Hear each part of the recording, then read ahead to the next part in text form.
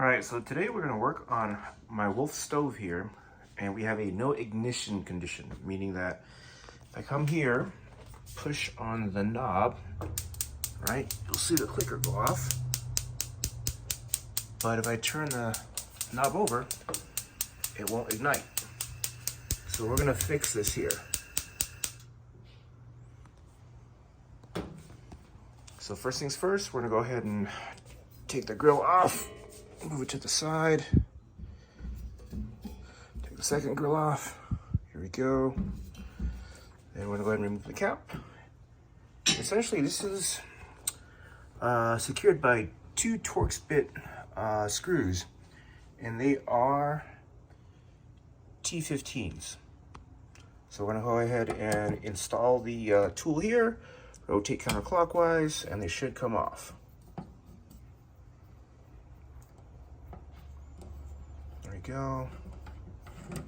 That one's free. We'll go here, grab from the top, twist. Sometimes it could be tough. So a trick to help remove this is prior to removing the screw, you can tap the top of this lightly with a hammer, and it'll loosen up the threads. Because the threads do go through heat expansion due to the nature of the appliance, it'll be tough to remove. Here we go. I think that should be loose by now. There we go. So we'll pick this up, pull it out, oh, get a little more. And you'll see our igniter here is all gummed up. So what we're gonna do is we're gonna remove the igniter cable here, right? Take this off and clean it up with some Brillo pad or a Scotch-Brite pad, and clean up all this gunk so that we get ignition and a good ground.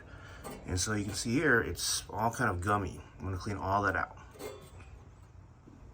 So here's another angle. The igniter here is connected with one cable here. Grab, wiggle, wiggle, comes right off. So our next goal here is, if you see, is this one little screw here.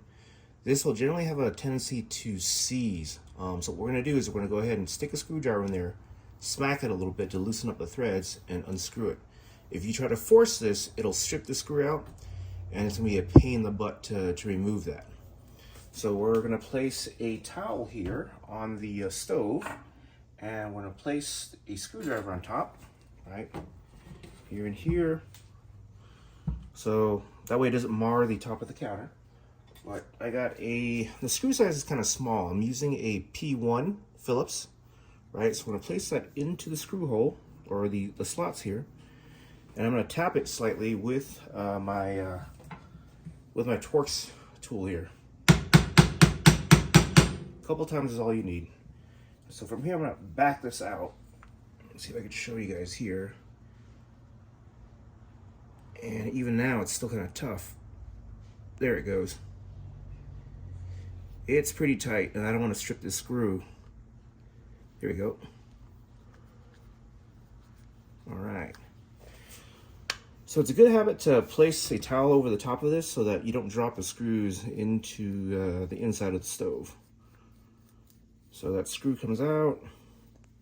Here we go. So this is what the tiny screw looks like. As you can see, it's kind of old and rusty, and this end here is kind of tapered. So we're gonna put some anti-seize on this next time, so it'll be easy to take off.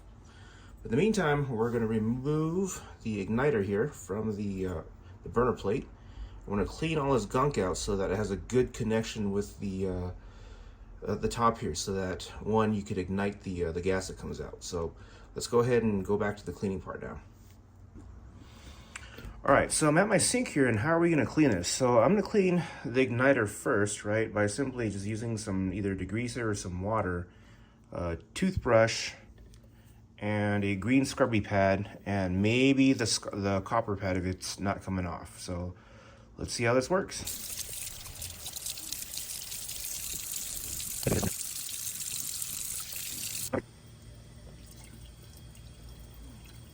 We're gonna focus on cleaning this little notch and all this other gummy stuff underneath. So I'm using a basic toothbrush, trying to get in that little nook, scrub it out, rinse it, scrub it out. This might go a little easier with some oven cleaner because a lot of this stuff is caked on pretty good. But we'll do our best. And what also I got here is a copper Brillo pad. Right, it's pretty good at removing heavy stuff. You can use steel wool. I also have a brass brush here. I use this to clean car parts, and I don't see why this is any different. You got caked on grease that gets really hot. So you can use this to scrub. Oop. Clean out that little notch.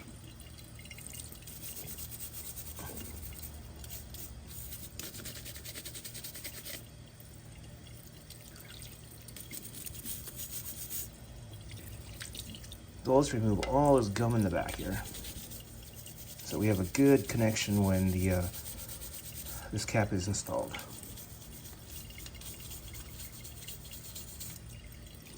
All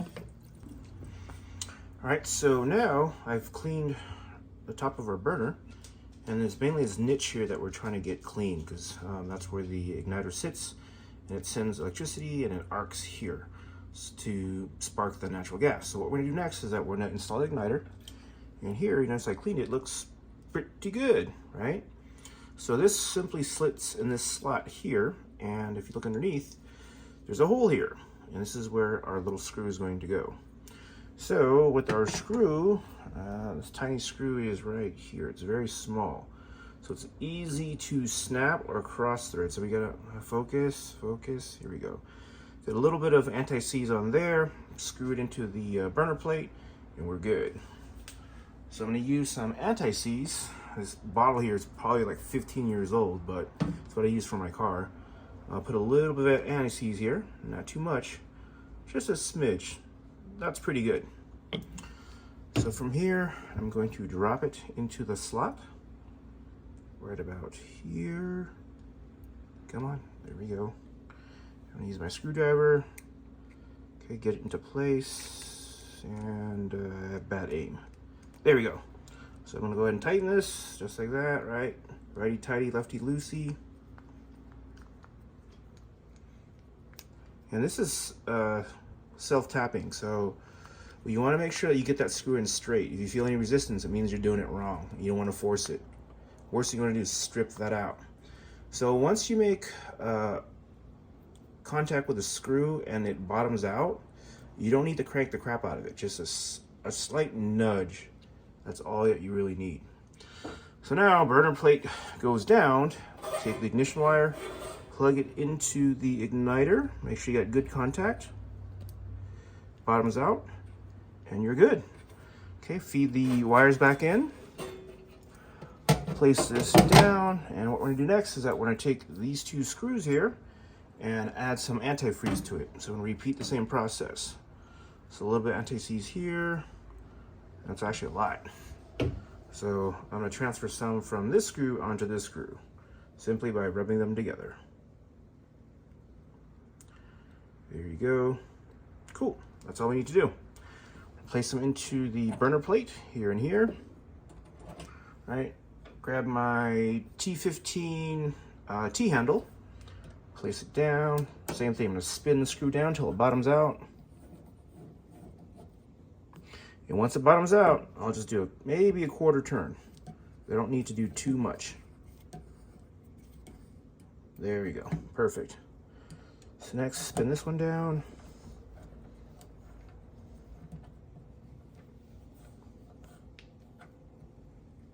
Okay, slight nudge, and we're good.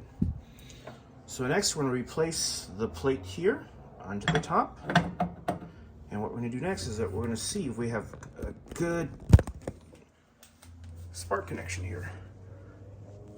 So I'm gonna go ahead and push the igniter. And you can hear it is actually a lot stronger. So I'm gonna turn the gas on and see what happens. Wow, instant fire, nice. That's it, we're done. All right, so I've cleaned all 6 burners and we should have good ignition. So let's check it out.